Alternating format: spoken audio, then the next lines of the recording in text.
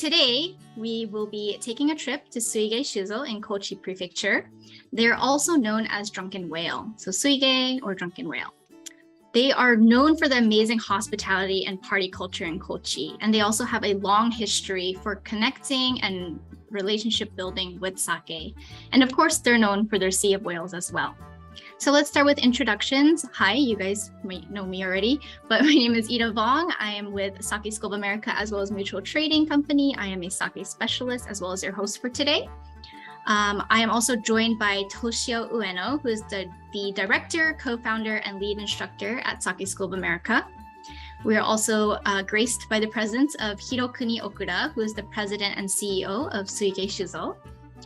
We also have joining us Makoto Myoujin, who is the Toji at the Tosa Brewery, as well as Kazuyoshi Miura-san from Sales Division, and Asami Sano from the Public Relations Division, as well as our official sake promoter and tour guide. She also does the translations for us during these webinars, Kaoru Tomoyoshi. So if you guys ever want a tour guide, she's the person to ask. So just to give you an overview of what we're going to be going over today, we'll start with a few words from the president and CEO. And then we have 2 short videos to get you excited and fired up about Suigei and Kochi. Afterwards, our friends at Suigei will dip into some information on, of course, the history, location, brewery building, as well as some processes in sake production. Think about koji, shubo, yeast, as well as the Kochi sake style and some Suigei products that we carry in the United States. We will then have a virtual tour of the Tosa Brewery, followed by a Q&A with everybody present here today. So let's start with those greetings from President Okura-san. よろしくお願いします、Okura-san。こんばんは、私、Suigei SHOの代表を務めている大倉と申します。本日はよろしくお願いいたします。Good evening, everyone. Thanks for joining us today. I'm the CEO of Suigei Brewery. Suigei Shuzo はですね、株式会社となり今年で50周年を迎えました。We're celebrating our anniversary of 50 years this year. 私はですね、アメリカではですね、9年前に初めてSuigeiの仕事でアメリカに行かせていただいて、飲食店を回らせていた際に、非常にですね、アメリカ現地の方が日本酒を飲んでいる光景に非常に感謝してですね、感動しました。So actually 9 years ago, I first visited the United States for my sales of Suigei and our sake, and I was kind of impressed by people in the United States enjoy drinking sake. でですね、私もメニュー見させていただいて、メニューでSuigeiがですね、ドランクンホエールって書いていただいたことに、非常に感動を覚え。Sorry, the president's currently traveling, and so the Wi-Fi is a little spotty. Please bear with us. 大倉社長すいません、ちょっと固まってまして、ですね、ドランクンウェールとメニューに記載いただいた方に、非常に感動しましたね。はい。So actually, he was kind of impressed and surprised that when he took a look at the menu of the restaurants in the United States and his sake was introduced as Drunken Whale. それからですね、その光景を見させていただいてからSuigeiもですね、経営理念を世界中の食卓にSuigeiをとさせていただいて、じゃあですね、一生懸命酒造りをして世界の方々に日本酒Suigeiを愛してもらうように良き酒造りをしていっております。And that's why he wanted to introduce his sake Suigei to the world even more, and now it's a part of his company's corporate policy. And we continue making our effort and progress to make better sake to introduce to the world. これからもですね、皆さんに愛していただけるように良き酒造りをしていきたいと思いますので、本日はよろしくお願いいたします。以上です。Thanks again for joining us, and we make our efforts to make better sake for you all. Thank you. Awesome. Thank you so much, Shacho-san. So just to let you guys know, from California, we've had people try Suigei Junmai Ginjo in California and Tokyo. A lot of people have tried the Tokubetsu Junmai, some in Vancouver, Canada, and then also they're starting to introduce that in in Mexico. Yes, so very exciting. Thank you guys for joining us. Okay, so let's go ahead and start with our first two videos. The first one is a kind of Suigei introduction brand video. Let me know if you guys can't hear anything, okay?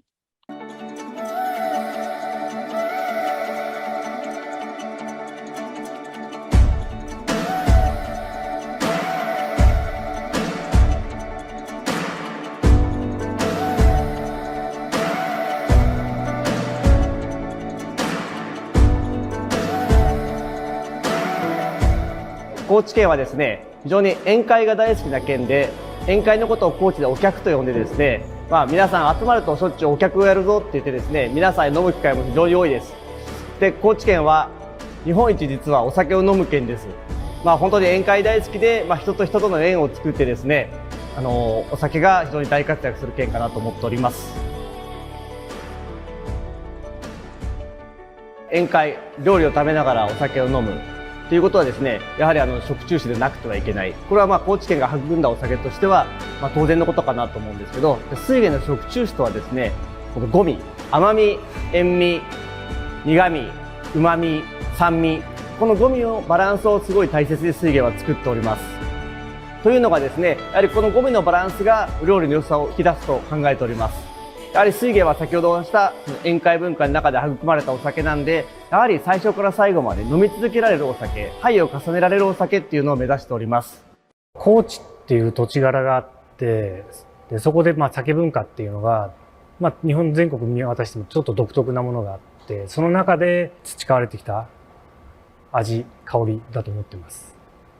じゃあ高知の酒文化ってどんなもんかっていうと、やっぱりみんなでワイワイ飲むっていうのが、基本にあって、で、お酒を飲みながら料理も楽しむ、それから会話も楽しむ。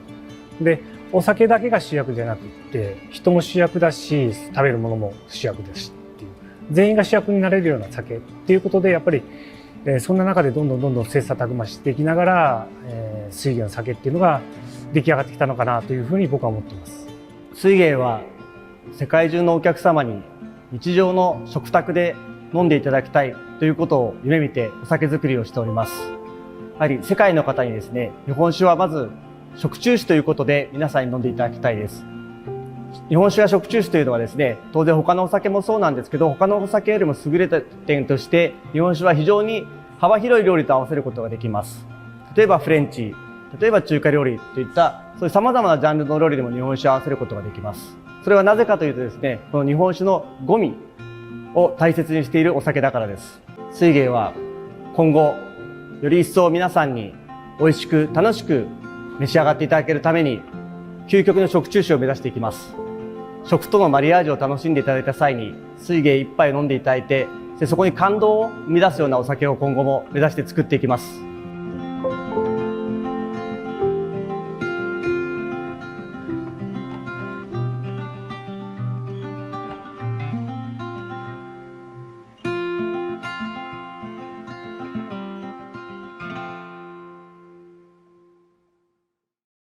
Now we're going to move into this awesome video that Kaoru-san filmed for us when she went to Kochi. So if you ever visit this prefecture, maybe this is what your trip would look like, as well as if you visit the brewery.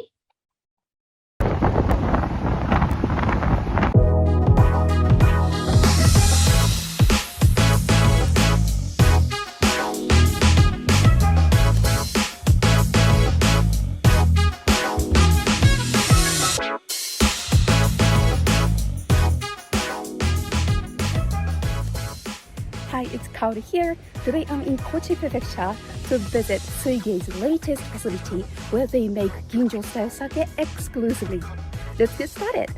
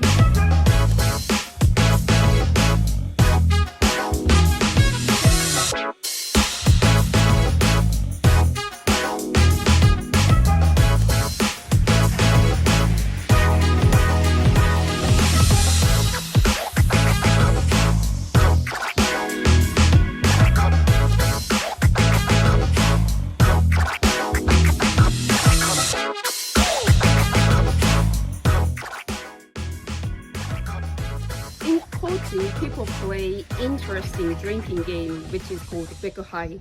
To play Bekuhai, we need a Bekuhai kit, which has 3 unique sake cups and an illustrated top. The sake cups feature traditional characters from Japanese folklore. The smallest cup is called Okame. She's a young woman and also a symbol of fortune and happiness. The second cup is Hyotoko, and he is a comical man with a hole in his screwed mouth. So you must keep your finger over his mouth or sake will dribble out.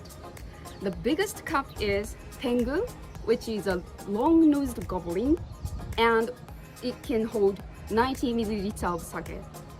Because of its weird shape, you can't put the cup down when it holds sake in it, which means you have to finish the cup all at once.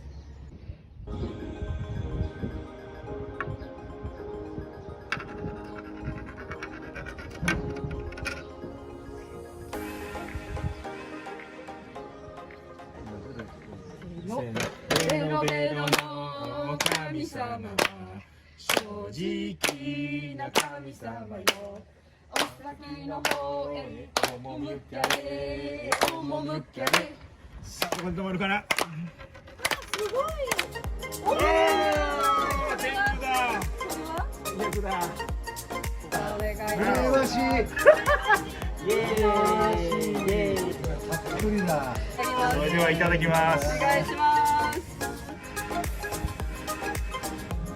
ごちそうさまでした。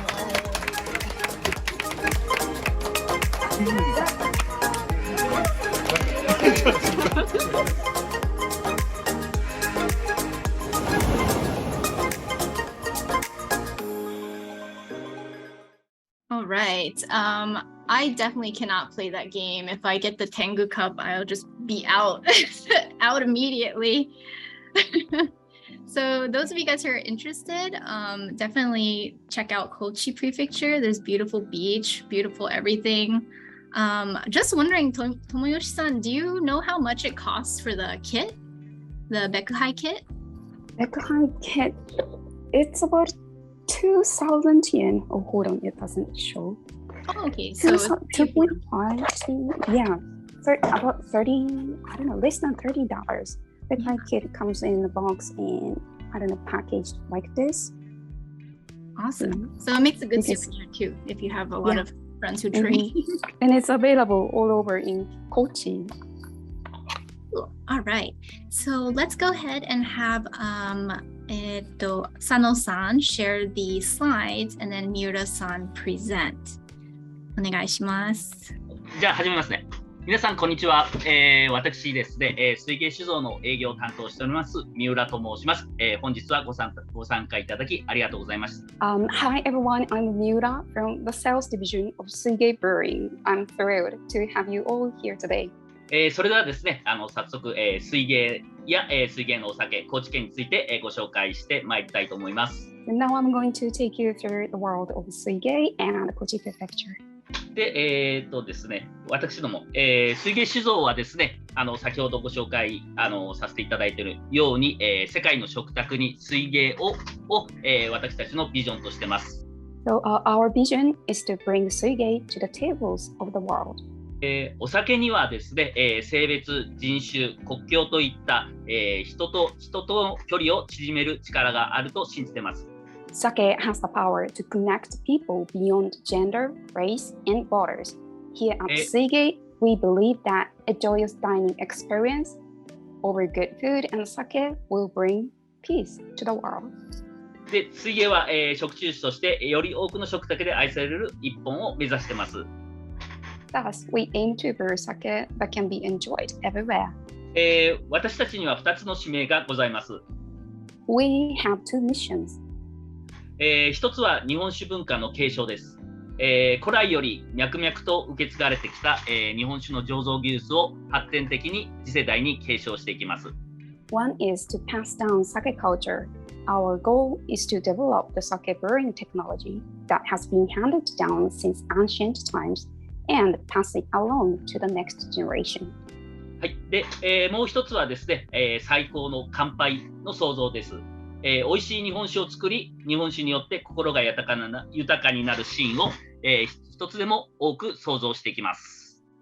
The other one is to create the best kanpai toast. We want to brew delicious sake and with it to enrich as many special occasions as we can reach.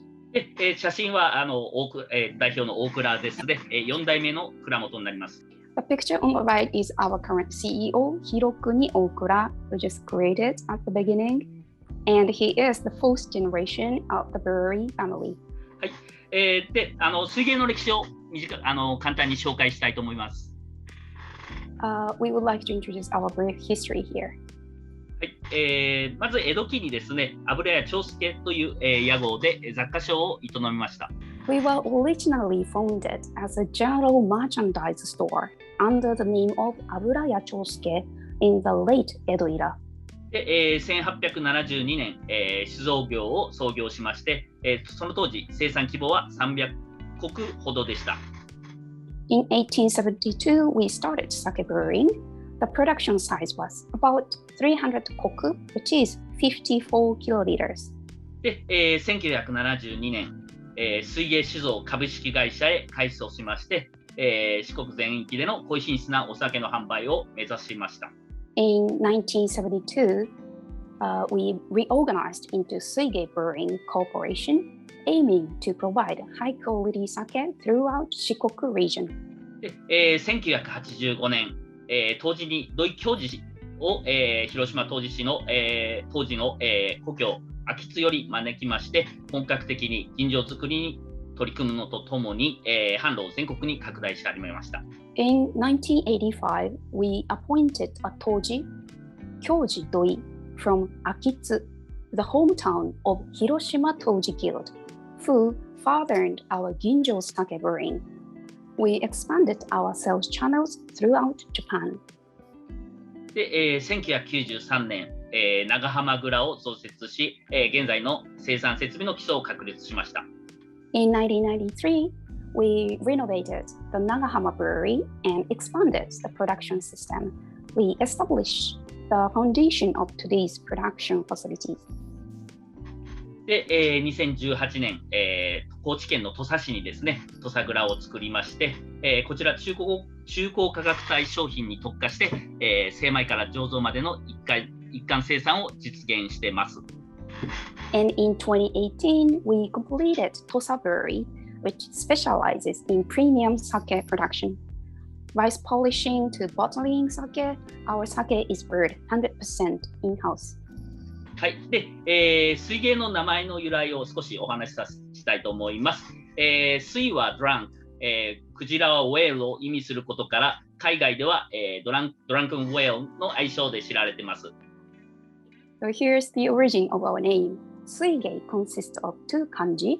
Sui means to get drunk, and gei or kujira means a whale. Suigei is often called Drunken Whale in the international market. これはですね、幕末の重要人物の一人であり、お酒をこよなく愛した山内陽道公という土佐藩主がおりまして、この山内陽道公はですね、藩主であるだけではなく詩人としても活躍し、芸海水郷という雅号でも知られています。We got this name Suigei from a local feudal lord called Yodo Yamauchi, who lived in the late 19th century. He was not just known as an important political icon, but also as a sake lover and as a poet, whose pen name was Geikai Suiko. で、芸海水溝とはですね、クジラのいる海を持つ酔っ払いの殿様という意味です。水芸はこの芸海水溝にちなんで名付けられました。太平洋を悠々と泳ぐ海の王者という意味になります。Geikai Suiko means the drunken lord who owns the Sea of Whales. Suigei was named after Geikai Suiko, so even though our sake is known as Drunken Whale, the name Suigei really means the majestic king of the Pacific Ocean. 水芸は、現在2つの蔵でお酒を製造しています。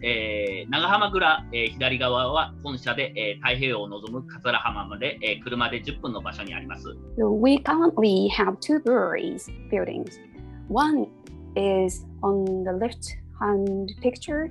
It's Nagahama Brewery. This is the headquarters, and it is located only 10 minutes away from Katsurahama Beach on the Pacific Ocean. で、右側の土佐蔵はですね、2018年9月に、稼働を開始した新しい蔵で、こちらではハイブランドを主に製造しています。この蒲原というところはですね、人口453人の、自然が豊かで静かな町になります。Picture on the right side is Tosa Brewery, from which we have a virtual tour today. Tosa Brewery makes premium type of sake exclusively. It is in a small town called Kambara, a quiet town surrounded by nature with a population of mere 453. この2つの蔵でですね、主に清酒と、あとリキュールなどの製造を行っています。We mainly make and sell sake as well as some other types of liqueurs such as umeshu and yuzu-shu. で、生産実績はですね、2020年1月から12月で約5000石、9000キロリットルになります。従業員は、両蔵合わせて、約60名になります。The two breweries made a total of about 5,000 koku, which is 9,000 kiloliter of sake in the brewing season of 2020. Between the Nagahama Brewery and the Tosa Brewery, we have about 60 employees. ですね、水芸のお酒を紹介する前に、まずは、水芸を生んだ高知県の気候風土について、少しお話ししたいと思います。Before we introduce our sake, first we would like to talk a little bit about climate and culture in Kochi, where Suigei was born. 高知県はですね、四国地方に位置しまして、人口は、約6万9000人、面積は、7105キロ平米になります。Kochi Prefecture is in the Shikoku Island in the western part of Japan. The population of Kochi is 69,000 and the surface area is 7,105 square kilometers. 飛行機でのアクセスが最も便利でですね、東京の、羽田空港からは約90分、大阪からは、約40分のフライトになります。で、高知空港から土佐倉までは、車で約40分になります。The easiest way to get to Kochi Prefecture is by plane. It's about 90 minutes from Haneda Airport in Tokyo and about 40 minutes from Itami Airport in Osaka. It takes about 40 minutes from Kochi Airport to Tosa Brewery by car. で、高知県の豊かな自然をご紹介します。高知県水とですね、緑に囲まれて、太陽の光にも恵まれた環境が、高知の豊かな自然を作り出します。Kochi is rich in natural resources thanks to the plenty of sunshine and water. で、高知には自然に関する全国の、ナンバーワンがいくつかあります。Related to the nature in Kochi, we have significant numbers we would like to share, and those are the examples. 例えばですね、森林面積率が、これ 83.4%、年間降水量、で年間の降水量がですね、3659ミリ、年間日照時間が2310時間、で鏡川、黒村川は、名水百選に選ばれたりと、これらが、高知県のナンバーワンになります。So about 83.4% of Kochi Prefecture is covered by forest, and this is the largest percentage of forest of any prefecture in Japan. Kochi had the heaviest annual rainfall as in 2014, and Kochi also has more sunny days than any other prefecture as in 2020. And two rivers, the Kagami River and the Kuroson River, have been listed by the Ministry of the Environment as some of Japan's clearest rivers. で、年間の、平均気温は約 17.7 度で、平野部ではですね、冬も暖かく温暖ですが、山間部では、冬の寒さが厳しく雪が積もることもあります。太陽の恵みとですね、雨の恵みをいっぱいに受けまして、平野部では、水筒の、早期栽培や野菜を中心した施設園芸が盛んになっております。The annual average temperature is 63 Fahrenheit. It's warm on the plain area even in the winter. It can be cold in the mountains, however, and sometimes snow remains. And thanks to plenty of sunshine and rain, early rice cultivation and greenhouse horticulture are big in the plain area. で、農業が盛んな高知ではですね、みょうが、ナス、シシトウ、柚子などが、全国生産量ナンバーワンになってます。Agriculture is big in Kochi.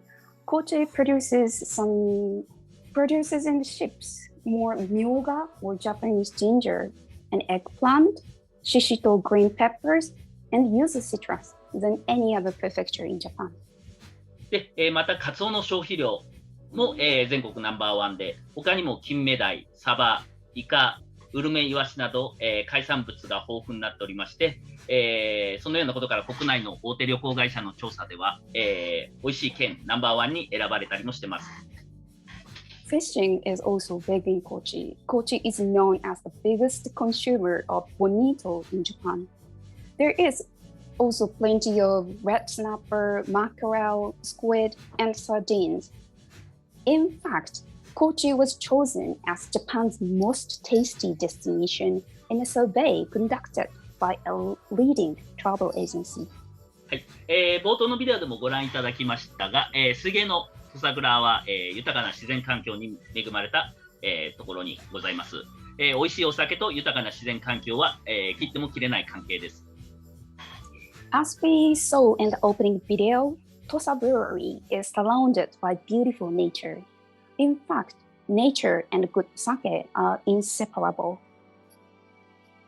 持続可能なお酒作りの実現のため、水芸酒造ではですね、CSV 活動の一環として、環境保全にも積極的に取り組んでいます。In order to make sake sustainable, we are committed to environmental conservation activities as well. This is a part of our CSR or corporate social responsibility, and Suigei takes it very seriously. 2018年よりですね、高知県東洋町を流れる野根川の天然水を使用しました、水芸純米酒紅魚というお酒を日本国内で販売しており、売上の一部を川の保全活動に充てています。In 2018, we released Suigei Junmai Kogyo, which is unfortunately available only in Japan, but this is brewed with the water from the None River that runs through Toyo Town in Kochi. We donate a part of our sales to the conservation of the river. で、工業はですね、2018年から今年で販売4年目を迎えてまして、弊社は日本酒を通して、さらなる、地方創生に力を入れております。It has been 4 years since the project started. We put our effort into preserving the local community and environment by making sake. はい、それではですね、土佐蔵を詳しく紹介していきたいと思います。土佐蔵では3つのミッションを掲げています。Now let's take a closer look at Tosa Brewery. And Tosa Brewery has 3 goals. 1、高品質な酒造りを目指すこと。2、地域との関わりを大切にすること。3、日本酒を楽しむ空間を作ることです。The first one is to produce premium sake, and second one is to connect people to local businesses. And third is to provide fun experience of sake. はい、これらの取り組みの一例としまして、土佐蔵ではですね、一般のお客様の見学も受け入れております。現在は予約制でですね、毎週、木、金、土曜に、1日3回、見学ツアーを、これ日本語だけなんですけど、日本語で、実施しています。もしご興味あれば、水芸のウェブサイトよりお申し込みください。As a part of our activities, we have brewery tour for visitors. Currently, the tour is available in Japanese only. It is scheduled 3 times a day on Thursday, Friday, and Saturday every week. Please make a reservation on Suigei's website to join the tour. はい、それではですね、土佐蔵の一部の設備について、簡単にご紹介していきます。まずは、生菊です。麹はすべて手作業で作られます。So let's take a quick look at some of the facilities in the Tosa Brewery now. First is the Koji Making room. All of our koji is made by hand. 最初のお部屋は、塗工室になります。ここで生菊を蒸し米に振りかけます。で、生菊用の作業台でですね、最大200キロの、蒸し米を扱うことができます。So the koji room is divided into 3 areas. The picture in the top right is the first area for sprinkling the koji spores onto the steamed rice. There are 2 tables from Hakuyo Corporation Limited, and each can hold up to 200 kilograms of steamed rice. ソックダクトといってですね、布をかぶせた空調設備から乾燥した空気が送られてきます。これでお部屋全体の湿度と、温度を、均一に保っています。室温は約35度、湿度は、40% になります。The area is air conditioned with a ventilation system which has pipes made of fabric. The fabric duct brings the dry air into the room and maintains the room temperature at a constant 95 Fahrenheit degree and 40% humid. はい。で、次がですね、棚室になります。麹菌のですね、繁殖をさせるお部屋になりまして、麹の、温度と湿度を管理しています。2台箱がございまして、それぞれマックス、60キロの麹を扱います。この部屋もですね、ソックダクトで空調管理されています。The next area, pictured in the middle right, is the propagation room for the koji. The temperature and humidity are tightly controlled for vigorous propagation. Here we have 2 boxes. The maximum capacity of each box is 60 kilograms. The fabric ducts are also seen here. はい。で、蒸し米が、最初のお部屋に、引き込みされてから、麹が、2番目のお部屋出るまでに、2日と少しかかります。The koji spends a little longer than 2 days in the first and the second area. で、最後3番目の写真が、デコ麹室になりまして、室温はなどに、設定されています。The picture in the bottom right is the last area, which is a room for drying koji. And this room is kept at 44.6 Fahrenheit degrees. で、続いて、こちらが、死母室になります。死母タンクが、4台ありまして、容量はそれぞれ約350リットルです。The next is the Yeast Starter making room. We have 4 tanks, and each can hold up to 350 liters. 死母はですね、いくつか種類あるんですけども、ここで行っているのは高温透過という、死母になります。一旦、でんぷんを溶かしておいて溶けきったところで、乳酸と、酵母を入れて、死母を作ります。There are several types of yeast starters. We do 高温透過元 or the high temperature saccharification yeast starter here at Tosa Brewery. It is an offshoot of the Suigei method used by most sake breweries. In the 高温透過 method, first, the starch is thoroughly dissolved, and then lactic acid and yeast are added to the mix. で、発酵日数が、約10日前後と短いのが、高温透過脂肪の特徴になります。高温でのでんぷんの溶解はですね、殺菌の役目を果たすので、より純粋な酵母の発酵が可能となっています。で、吟醸タイプの、クリーンな質に適した脂肪で、高温透過元を、使用する、蔵は年々増えています。It only takes about 10 days for the 高温透過 method of fermentation, which is slightly faster than the Suigei method. High temperature saccharification also sterilizes the mix and kills off undesired bacteria. The method gives a clean flavor to the sake, but is ideal for ginjo type sake. More breweries have adopted this method in recent years. それではですね、水芸の酒造りの、味わいの特徴について、詳しく見ていきたいと思います。水芸では、土佐州伝統の、辛口でバランスの良い味わいに新しい技と技術を加えて、醸しています。Now let's take a closer look at Suigei's characteristics. We aim to brew sake with innovative techniques in Kochi's traditional style, which is dry and well balanced.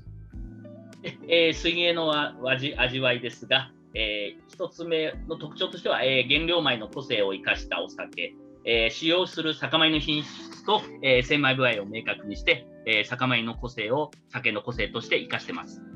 So here are our flavor goals. The first one is we aim to make sake that reflects characteristics of the rice. That is, we reveal the quality of rice and the polishing ratio to our customers, and we make sake that reflects the flavor of the rice.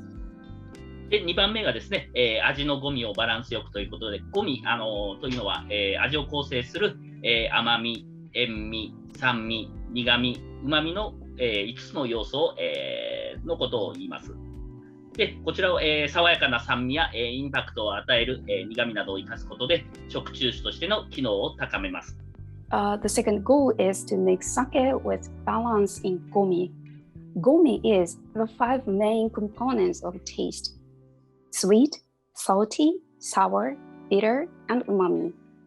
And tartness gives cleanness, and bitterness gives accents to the sake.By having those elements in sake, it helps the sake to be better for enjoying with food.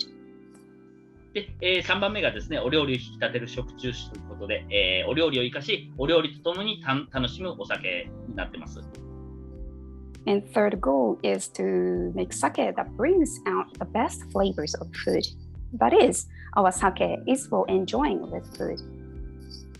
で、水源の原材料の基本ですけども、こっち3つはございまして、1つ目が、酵母、吟醸酒造りの伝統酵母、熊本酵母で、醸します。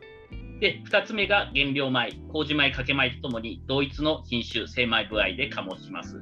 で、3つ目が仕込み水で高知市の北部、土佐山の地区で湧き出る、鏡川の源流水で醸しています。And about our ingredients?The first one listed is yeast. We mainly use Kumamoto Kobo KA1, which is the classic yeast for ginjo making. We got the yeast straight from the Tosa Brewery in Kumamoto, and we isolate and cultivate it in-house. And other ingredients, rice. We use the same rice variety and same polishing ratio both for koji and the kakemai or starchy components of morobi mash. And about water, we use natural spring soft water from the Tosayama area in the north of Kochi City, where the Kagami River starts. 高知で作られるお酒は土佐酒の総称で親しまれています。土佐は高知の古い呼び方になります。Here is Ginjo sake flavor map by prefectures. And Kochi sake is known as Tosa sake. Tosa is the old name for Kochi. で全国の、吟醸酒の味わいの分布マップを見ていただいていますが、水芸をはじめとする土佐酒は、全国のお酒と比べてもかなり、淡麗辛口でしっかりとしたうまみと酸味が特徴であることが、こちらからお分かりいただけると思います。So as you can see on the map, Tosa sake or Kochi sake is considerably drier and higher in acidity and umami when compared to the national average. 数あるいろいろとある水源の商品の中から、本日は、7つのお酒をご紹介したいと思います。And now let's introduce 7 items from our portfolio. まずはですね、水芸純米大吟醸DAITOになります。で、こちら水芸が掲げるテーマ、食文化を豊かにするプレミアムな日本酒を表現したこだわりの最高級酒になります。This is Junmai Daiginjo DAITO 2021. DAITO is Suigei's most premium sake that embodies our philosophy to make sake that enriches people's dining experience. で、華やかなですね、吟醸花とですね、キレの良い後口が特徴です。で、中取りをフレッシュのまま貯蔵しているので、出来たての美味しさを味わっていただけます。Daito has a gorgeous aroma of apple with a smooth finish. Bottled only in the middle run of moromi mash and stored raw, it preserves freshness. で、食後などで、単体でゆっくり味わっていただくのがおすすめになります。It is best savored on its own as digestive. はい、ダイトシリーズはですね、海外のコンテストでも高い、評価をいただいておりまして、スペック、出質は、毎年同じなんですけども、デザイン、毎年異なるアーティストとコラボしたデザインで、年間、1200本のみの限定生産になります。The Daito has won many international awards. Although the content remains the same, we collaborate with different artists for different bottle designs every year. Daito is a limited item, which is produced only 1,200 bottles in each brewing year. で、ダイト2021年、この写真でいうと、一番下の右側のものは、ガラス作家さんとコラボした、美しいピンク色のデザインで、ネックのところに手作りのガラスのペンダントがかかっています。So Daito 2021 is shown in the picture. It's a pink bottle one, and this one is designed by a glass artist. The beautiful pink bottle has a cute little glass charm around the neck. で、こんな感じで、そうですね、毎年どんなデザインになるのかなって楽しみにしていただいているお酒がこの、うちのトップ級のダイトになります。So fans are looking forward to the different designs and different collaborations every year. 続きまして、水芸純米大吟醸のマンを紹介したいと思います。The next item is Suigei Junmai Daiginjō MANN. 最高級と言われている、兵庫県徳江地区の、山田錦を使った、水芸のフラッグシップといえる辛口の、純米大吟醸酒になります。MANN is Suigei's flagship sake that is made with Yamada Nishiki from a special age designated area in Hyogo Prefecture. 豊かさがありながら穏やかで、後味にキレがあり、程よい酸味が特徴のお酒です。薄い感じの味付けの和食全般や、白身魚なんかにもよく合います。MANN has a rich yet soft umami with a smooth finish and pleasant acidity, best with light Japanese dishes and white fish. はい、続きまして、水芸純米大吟醸のYAという商品になります。The next item is YA, and it's Junmai Daiginjō. はい、純米大吟醸で、2種類の、吟醸花を、まとった、香りが高く程よくフルーティーな味わいが魅力的な純米大吟醸酒になります。で、ダイトと同じくですね、食後にゆっくりと単体でお楽しみいただくのが、おすすめになります。Yeah, it is a fascinating Junmai Daiginjō with modest yet fruity, two different aromas. Just like Daito, it is a perfect digestive on its own. はい。で、続きまして、純米大吟醸のSHOという商品になります。で、こちらは発端錦のポテンシャルを引き出しながら、後口のキレの良さを追求した、綺麗な辛口の純米大吟醸酒になりまして、こちらもちょっと薄い感じの味付けの和食全般や、白身魚によく合います。The next up is Junmai Daiginjō SHO. SHO reflects Hattan Nishiki's characteristics well. It is a clean and dry sake with a smooth finish. Pair it with the same dishes as Daiginjō MANN, such as light Japanese dishes and white fish. 純米大吟醸のハーモニーをご紹介したいと思います。Next up is Junmai Daiginjō HARMONY. こちらはですね、複数の純米大吟醸を、絶妙なバランスでブレンドすることによって奏でられるハーモニーが魅惑的な純米大吟醸酒と言えます。で、こちらは、そうですね、ミューチュアルトレーディングさんとの、水芸のコラボ商品で、現在アメリカのみの購入可能な商品の、新商品となります。And Harmony is a blended Junmai Daiginjō in which the flavors are beautifully harmonized. And Harmony is a collaborative item by Mutual Trading and Suigei and this is a new item and is only available in the US.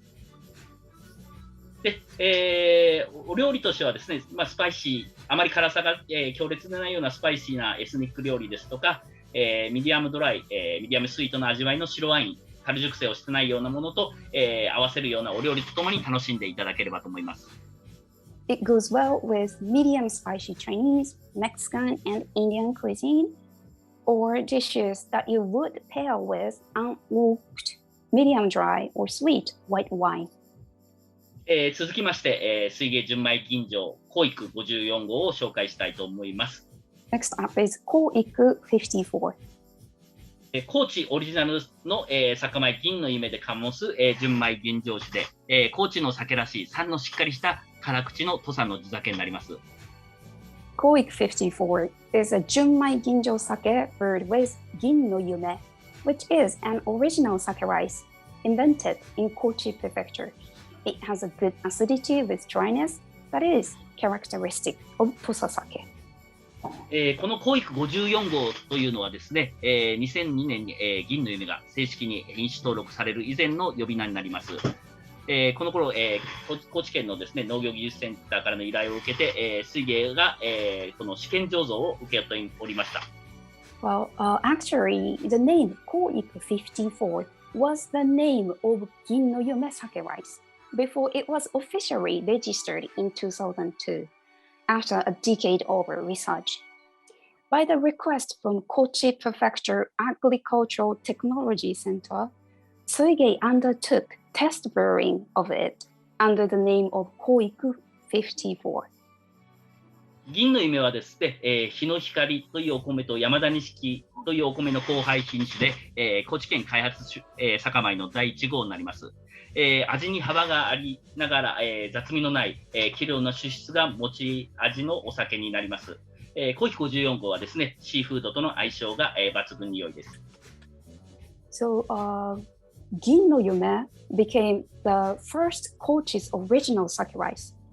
Gin no Yume is a cross between Hinohikari, which is a table rice, and Yamada Nishiki, which is the king of sake rice.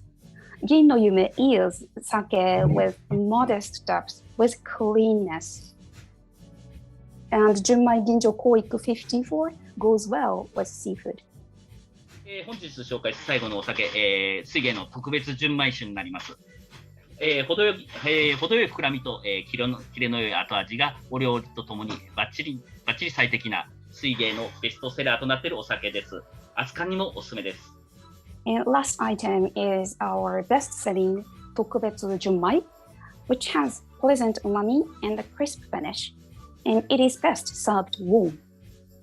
で、複数のお酒のものを同時に楽しむシチュエーションなどにおすすめで、本当に毎日楽しんでいただきたいお酒になります。This is your everyday table sake, and since it goes well with a variety of food, it is a perfect choice for potluck party. で、水芸はですね、日本酒をもっと皆さんに身近に感じてもらいたいと思いまして、SNS でのですね、情報発信も積極的に行っています。現在、日本語のものだけになりますが、ぜひご覧になっていただければと思います。And please check our social media where we promote our sake and sake-related information so that you can feel closer to us. Those are only in Japanese, we are afraid. はい、水芸と、酒スクールオブアメリカのインスタグラムをフォローいただいた北米在住の方、抽選で20名様に、水芸特別純米酒のプラスチック製ミニチュアボトルと、ミニおチョコをセットでプレゼントしたいと思います。6センチの、可愛いボトルになります。写真にありますが、見えるかな、こんな感じのものになります。応募の詳細はですね、この後、送信されるフォローアップのメールに記載されますので、ぜひご確認いただきたいと思います。皆様のフォローをお待ちしています。And we are having a promotional campaign on Instagram.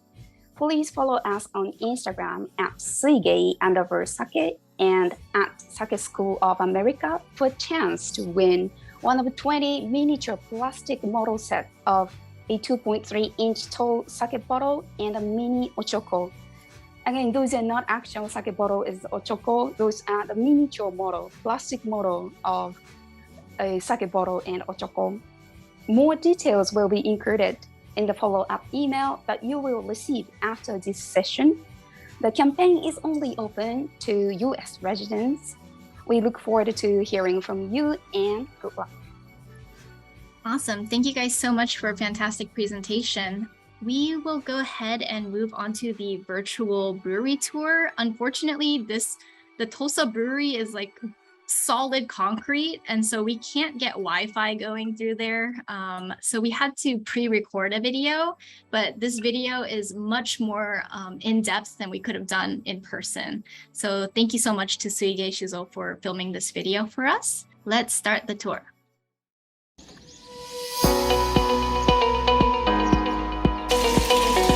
こんにちは。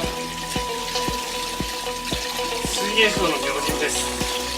今から水芸酒造小桜の中をご案内いたします。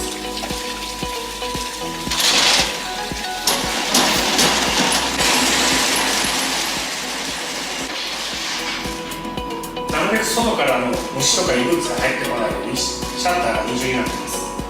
次に内側のシャッターを開きます。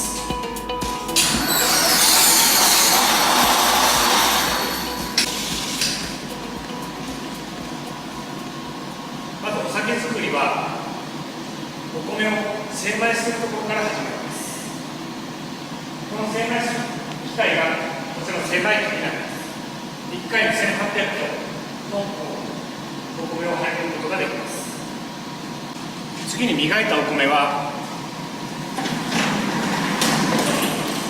こちらの低温室で1ヶ月近く保管します。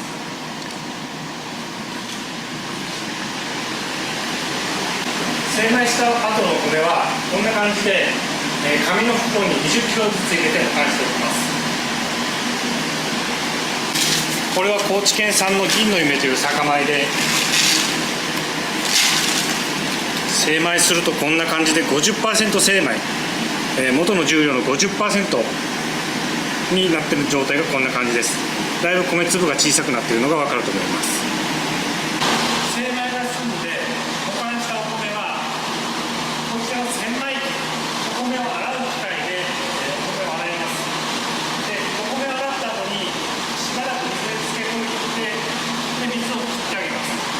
で、水を切った後がこの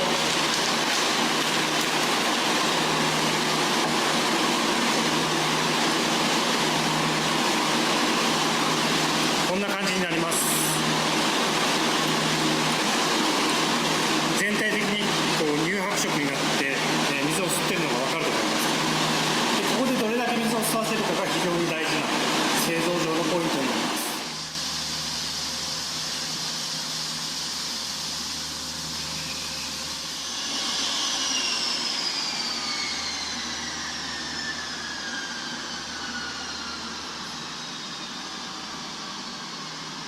では次にお米を蒸すところに行きます。この大きな円筒形のタンクみたいなこれが古式と呼ばれるもので、下から蒸気を当てて中に入れたお米を蒸すような構造になっています。で、ここで約1時間ちょっとお米を蒸します。で、お米を蒸した後、ここにホイストクレーンがあるんですけども、これで中のお米を吊り上げて、で、次の機械に運びます。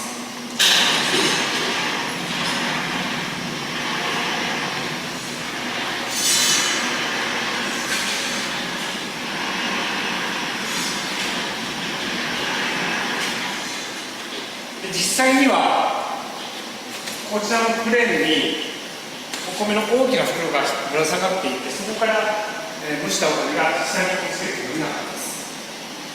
で、蒸したお米はそのまま酒造りに使えるわけではなくって温度が高いので、だいたい麹米で35度ぐらい、それからもろみに持っていくお米でそうですね、5度から20度ぐらいまで温度を下げてあげます。落としたお米がこの機械をずっとあちらの方にゆっくり従って温度が下がっていくようになっています。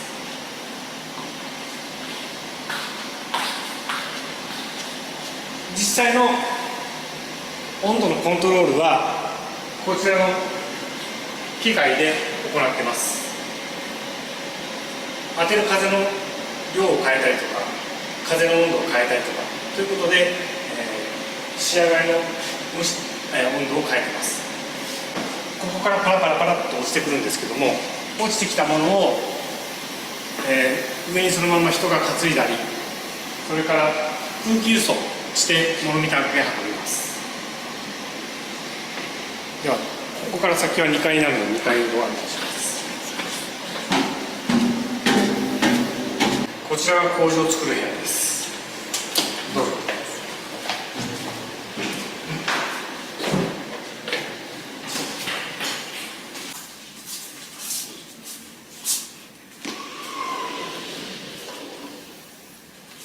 ここが麹、蒸したお米に、胞子を振りかけて麹を培養する部屋です。で、部屋が2つに分かれてて、ここで24時間、約24時間、胞子を振った後に、培養した後、次にこちらの部屋へ移動します。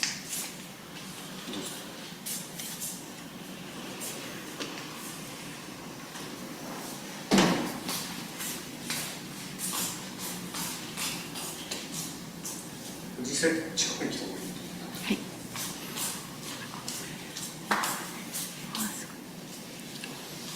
これが実際の麹です。こんな感じで、この白くなっている部分が麹のカビの菌糸が、生えているところになります。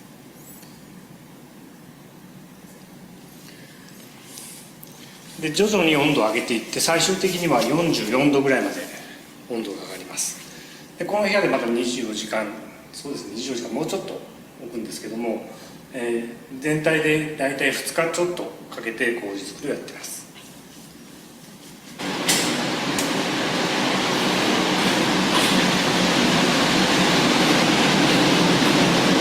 こちらが出来上がった麹です。先ほどの麹よりももっと白くて乾いた感じになっていると思います。麹の役割っていうのは、お米のでんぷんをブドウ糖に変える、それからタンパク質をアミノ酸に変える、その酵素を作ってくれるっていうのが麹の役割になります。次にここがシュボを作る部屋になります。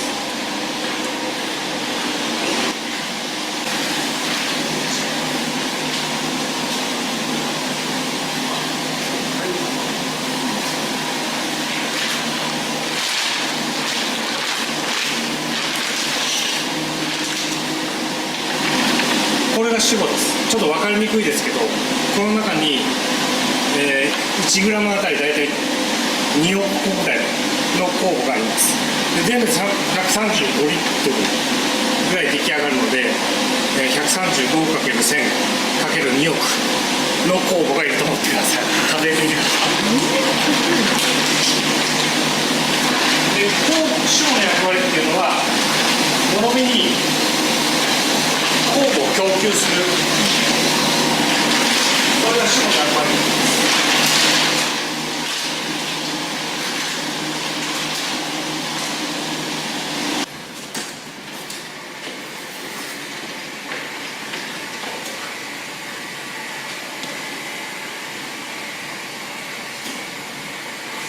ここが仕込み室です。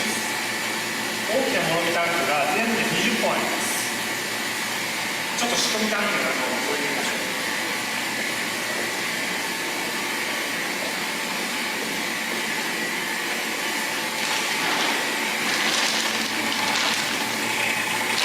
これが9日目の物見です。表面に泡が見えるんですけども、この泡は酵母が炭酸ガスの周りにくっついて、物見の上の方まで上がってきたものがあります。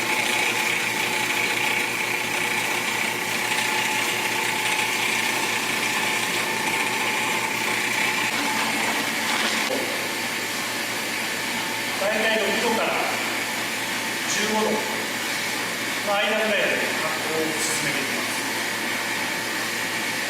今日本は夏なんですけども、タンクの中だけは十分に冷やせるように、そういう装置を使っています。で最後絞るところに行ってみましょ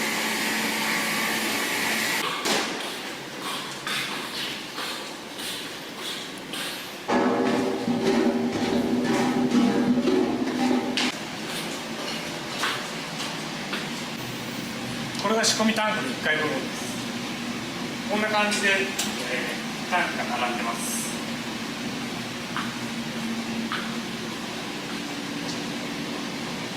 発酵が終了したもろみはここからホースで絞り機までつなげて絞りを行います。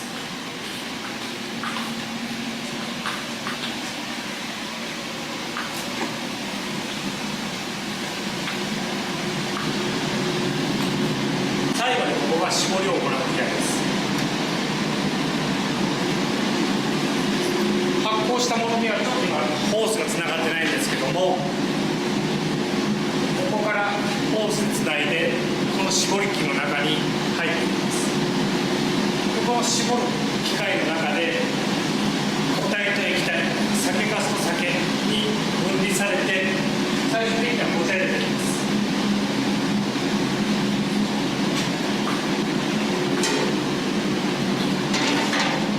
これが実際に絞ったお酒の様子です。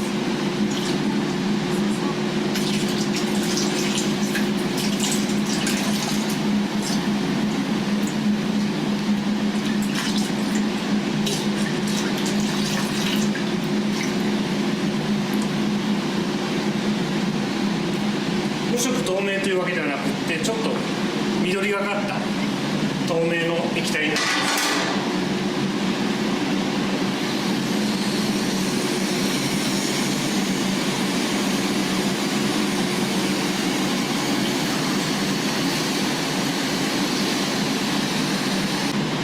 絞ったお酒はもう一度こちらのタンクの部屋に移動します。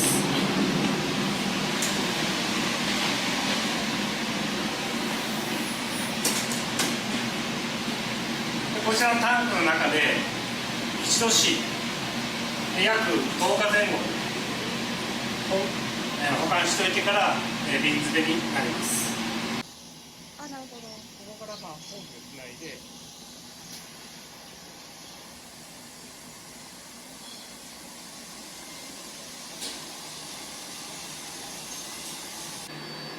今日は瓶詰めを行ってませんので全てをお見せすることできないんですけども、保存しておいたお酒はこちらで一旦ろ過をして、でこのプレートヒーターで熱殺菌をして、でこの仕切られている部屋、この中で瓶詰めを行います。で瓶詰めした後、もちろんキャップをつけて、それからあちらのクーラーで急冷をしてあげます。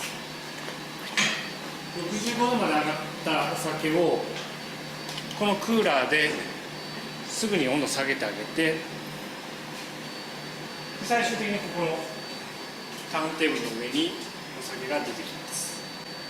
で瓶詰めしたお酒はすぐに敷地内にある冷蔵庫へ持っていって3ヶ月から半年の間熟成をさせて出荷になります。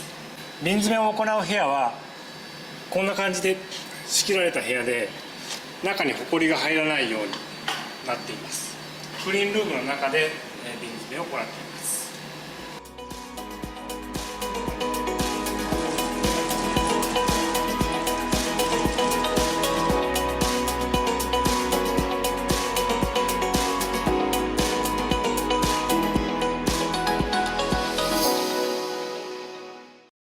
I hope you guys enjoyed that. We have a couple comments saying that is really, really awesome. Gave you a refresher on your Kikizakeshi course. Yeah, it was very detailed. Thank you guys so much to Suigei team. So we'll open up the floor to questions. We have pretty much everybody here with us, I think. And to start off, I will ask a question. Oh, actually, Mateo has one. Are they using any of the space yeast or yeast that has been sent way down in the ocean? Let's ask Myoujin Toji about this. そう、Myoujin Toji、ちょっと質問なんですけれども、水芸ではですね、スペース宇宙工房ですとか、あと海洋の海の底に一回行ったイーストっていうような、ああいうのはお使いになってますか？それ残念ながら高知県全体で今すごく取り組んでいるところなんですけども、我々としては今のところは使ってはないです。でも使ってみたら面白いかなとは思ってます。Currently we are not using those wicked Kochi original yeast, but it's an option and it might be fun to work with. We also have another question. Kyoko-san was impressed by how many thermal tanks that you guys have. How many exactly do you have, since they are kind of expensive? 温度管理のできるタンクがたくさん並んでいることにとても驚きました。すごく高いと思うんですけれども、何本あるんですか？全部で20本あります。20 tanks in total. 20 tanks in total. That's a lot. All right. And Erika Nakaoji-san says that she did visit the Suigei Tosa Brewery. Many of the Kochi Sakaguras use the cell yeast, the CEL yeast. Is Suigei using that currently for any of their sake? この質問者さんはそちらの土佐蔵にも行かれたことがあるそうです。で、多くの土佐の酒蔵さんはセル工房を使っていますけれども、そちらの蔵では何かセル工房を使っていらっしゃいますか？我々は今のところセル工房は使ってないですけども、以前使ってたことがありました。それから、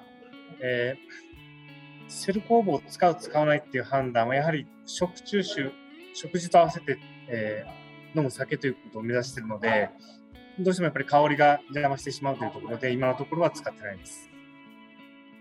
We once used cell yeast before, but currently we are not using any cell yeast in Tosa Brewery. This is because we are aiming to brew sake for food, and cell yeast tend to produce more aroma-driven sake, so which kind of don't agree with variety types of food. So that's the reason why we are not using it. Okay, makes sense. Very on brand for Suigei. Also, they said that the equipment seems very modern and efficient. So Joel is saying that. This is because this is the newer brewery, right? At the Tosa Brewery. It's super modern, kind of state of the art in my opinion. So that's why they have all these modern type equipments, very efficient. We have questions asking about does Suigei produce any nama, and what about Nigori as well? そちらの蔵では生酒と濁り酒っていうのは作ってらっしゃいますか？量は少ないですけども、もちろんございます。Yes, the producing amount is limited, but yes, we have nama and nigori too. So those are seasonal items? 季節商品なんでしょうか？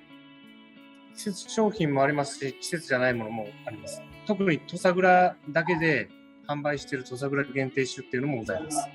なんてちょっと商品のお名前だけすいません。限定酒の土佐蔵限定酒。Some of the nama and nigori seasonal ones, but some of them, one of them is not seasonal one. It's available 3 year round and only limited in Tosa Brewery. So it's only available in Tosa Brewery. So you guys will have to go visit if that's what you're looking for. Wow, okay, so Harold knows that this is your 150th year anniversary for Suigei. Do you have any special plans to celebrate? 50周年でしたね。おめでとうございます。何か周年を祝うイベントや企画などなどお考えでしょうか？教えてください。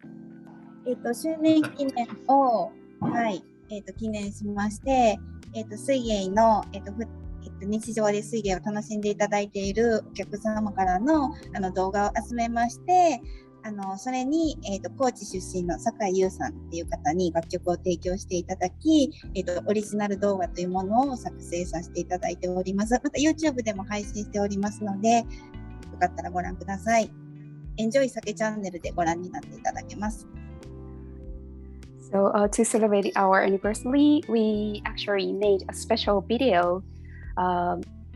In this video, Suigei fans and our loyal customers took their pictures enjoying Suigei or took their videos of enjoying Suigei, and Suigei edited all those pictures into one video. And this video is released, collaborated with a professional musician from Kochi Prefecture. His name is Sakai Yu, and his song, he actually made a song to celebrate this anniversary, and the video is now available in their YouTube channel, Enjoy Sake channel it is called, and you can check it out on the channel. Awesome. And okay, Isao-san's asking, what is the name of the method they use for producing Shubo? It's Koon Toka Shubo. Koon Toka Shubo. And I'll paste it in the chat. Is there a special anniversary sake or no? 50周年の限定酒っていうものは何か作っておられますか？10周年の限定酒として販売酒というのは作ってはないです。はい。We don't have any particular item to celebrate our anniversary, unfortunately. Okay. Do you have any plans to use kioke? So any like wooden barrels or anything like that? 今日見せていただいた施設、とても最新のもので素晴らしかったんですが、その木桶ですとか、木の樽ですとか、なんかそういうものは使うご予定とか、使っているとか、そういうことはないでしょうか？現在のところはそれはないですね。はい、No, we don't have any plan to use kioke or any traditional tools whatsoever. All right. And let's go ahead. Actually, Ueno-san, do you have any questions? No. Okay. I will end with the final question then. Half of the question is for Okura Shacho, and then the other one is for Myoujin-san, Myoujin Toji. So for Okura-san, what is his vision for Suigei, like in the near future? Like what kind of sake does he want to produce, or what kind of direction does he want to head in? 大倉社長にご質問です。はい。これからの水芸酒造のですね、お酒が目指すところ、あるいは会社として目指すところといったビジョンをちょっと教えてください。先ほどビジョンをお話してその世界の食卓に水芸をって形でですね、僕らは先ほど明神当時からお話があった食中酒ってものをますますブラッシュアップしてですね、でやっぱりこの我々の世界の食卓に並べられるような生産を作っていって、より品質を上げてですね、世界の方に飲んでいただける。なんで水芸はこれからも発展していきたいと思ってますし、生産量も少しずつですけど品質を落とさず増やしていきたいと考えてます。So, yeah, as in the first corporate official video, so we aiming to expand our sake to the tables of the world, and our sake is for food, and this is our mantra: sake for food, pairing with food, and we keeping up with the quality, and we want to keep up with the quantity slowly but surely, and expand our network to the world. That's our future goal. And I guess for Myoujin Toji, what kind of sake would he like to make in the future? Like, what is the direction he wants to head with Suigei? As Suigei or as Myoujin Toji? Both. Both? Okay. Yeah. So, Myoujin Toji にお伺いします。どういった資質のお酒、どういったタイプのお酒を今後作っていきたいっていうふうにお考えでしょうか？またそれは会社としてとか、明神当時ご本人として挑戦したいお酒とかいろいろあると思うんですけれども、ぜひお聞かせいただければ。考えてるのが、やっぱりゴミの中でも酸味っていうのをもうちょっと際立たせたようなお酒を作ってみたいなとは思ってます。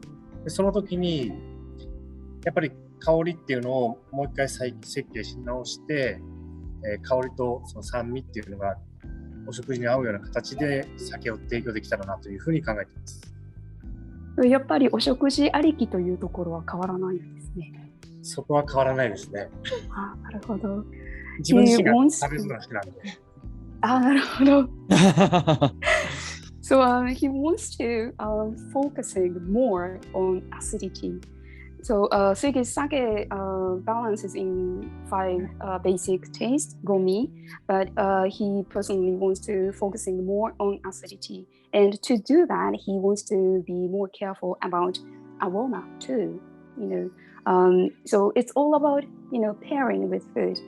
So again, he's trying to make the perfect best sake for food, and this is because he's a foodie. Very good answer. Let's see. So final question, I promise. So since we saw a lot of machinery at the Tosa Brewery, I know a lot of Toji like to rely on their experience as well. Looking at the foam and the progress that each step makes. Does Myoujin Toji also rely on that as well? 誓って最後の質問にしたいと思うんですけれども、新しい蔵ではね、本当に最新鋭の設備っていうのを見せていただきました。ただ、その杜氏さんっていうのはご自身の経験に基づく勘みたいなのも非常に重要に思っていらっしゃると思います。明神杜氏もやはりそうなんでしょうか、ご自身の勘というところ。はい。やっぱり酒造りっていうのは最後に飲む人が美味しいかどうか判断する、そういった思考性の高いものなので、やっぱり、人間の五感っていうのは大事にしています。でちょっとした違いっていうのをやっぱり機械とかではもちろん気づくことはできないし、瞬時に判断することもできないので、そこはやっぱり人間の持った素晴らしい感性っていうのを大事にしたいなと思って酒造りをしています。He values human sixth sense because your machines can rely on, but machines cannot make a quick decision, and when human can, and based on his experience, he take his sense in the brewing process too. As a good Toji does. All right, so we're gonna wrap up with some final statements from everybody, and just before that, we do have Greg asking that a lot of brewers consider the best sake is something that you can enjoy at any temperature. Is that something Myoujin-san considers for his sake? Like sake that can be enjoyed at any temperature is like the best kind of sake. And does Suigei have that already? Tokubetsu Junmai. 特別純米、あらゆる温度帯で美味しいお酒っていうのも一つなんかこのお酒のゴールというかいいお酒なのかなって思うんですけれども、そういったそのあらゆる温度帯でお楽しみよっていうような商品って何かありますか？私が答えたらいいですか？そうですね、やっぱり特別純米酒が一番そのあらゆる温度帯に合うお酒なのかなとは思います。はい。それからあとは銀嶺ですね。純米吟醸銀嶺というお酒があるんですけど、やっぱり温度が違うとその味の感じ方が違ってくるし、香りのこのバランスの感じ方も違ってくるので、やっぱりあらゆるその温度帯でっていうことになると、やっぱり純米とか銀嶺とかっていううちのスタンダードなお酒が一番合うのかなと思います。Our standard item, 銀嶺 or 特別純米. Those can be drunk at any different temperatures. At the different temperatures, you feel the taste differently, and aroma opens up in different ways. So yeah, those two are standard sake. I recommend you to try at different temperatures. Thank you. So thank you all for joining us. Thank you, Team Suigei, for being here and putting so much effort into everything.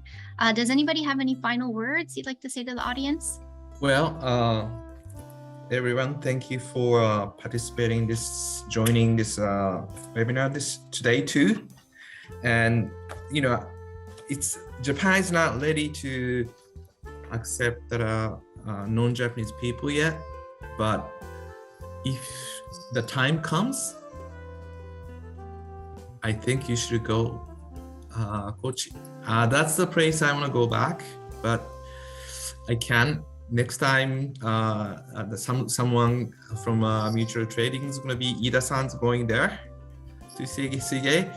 But what I want to say was, I visited them several years ago, and coming from main Honshu, main island to Shikoku, it's so beautiful there. I mean, it's just in a train, passing the oceans and the bridges, and oh my god, it's just, there are so many untouched beautiful nature there. You have to go. And also, as they mentioned, the food cuisine is unmatched. And also, of course, Suigei, you have to drink Suigei with it. So if you have a chance, you should go. And thank you very much for joining this seminar today. Thank you. 小倉社長、何かご挨拶あればお願いします。すみません、今日ですね、長い時間水芸の説明を皆さんにさせていただいて感謝しております。Thank you again, guys, joining this session today for a long time. これからもですね、この世界の食卓を水芸にというね、情熱を忘れずに、ますます努力していくんで、今後もご愛飲いただければと思います。I keep my passion with myself and within my team, and keep up the production. So thank you so much for your future support. ね、すみません。皆さん、じゃあドランクンホエールをぜひ愛してください。よろしくお願いします。Enjoy Drunken Whale. Thank you. 水芸チーム、皆様いかがでしょうか？こんな機会で皆さんに水芸を知ってもらって本当にありがたかったです。これからも、いろんなお酒にチャレンジしていきたいと思いますので、よろしくお願いします。I really appreciate today's opportunity, and I'm glad and thrilled to get international attention like this. And I will keep up brewing better sake. Thank you. 皆さん今日はありがとうございました。このような機会をいただけて本当に嬉しく思っています。また機会がありましたら、高知には美味しいお料理とお酒がありますので、ぜひ遊びにお越しください。これからもよろしくお願いします。So that was public relations, Sano-san greeting, and she thanks for this opportunity and thank everyone to join the session today, and she looks forward to see you here in the Tosa Brewery. See you later. All right. Anything from Miura-san or you, Kaoru-san? 今日はいろいろと水芸、そうですね、ご紹介させていただきましてありがとうございました。Thanks for the opportunity, and thank you everyone for joining. 今日はバーチャルという形なんですけれども、そうですね、なかなか、こちらの方もアメリカに行く機会がないんですけれども、またちょっとコロナがもう少し落ち着いたらですね、ぜひアメリカにも、水芸チーム行きたいと思いますので、その時はよろしくお願いします。So that was Miura-san greeting, and he appreciates everyone joining this session today. And as a salesperson, he can't wait to visit to the US for more sales promotion in near future. And again, see you later. Anything from you, Kaoru-san? Enjoy Drunken Whale, everyone, and thanks for joining, and bye. All right. Thank you guys so much. We'll see you next time. Bye.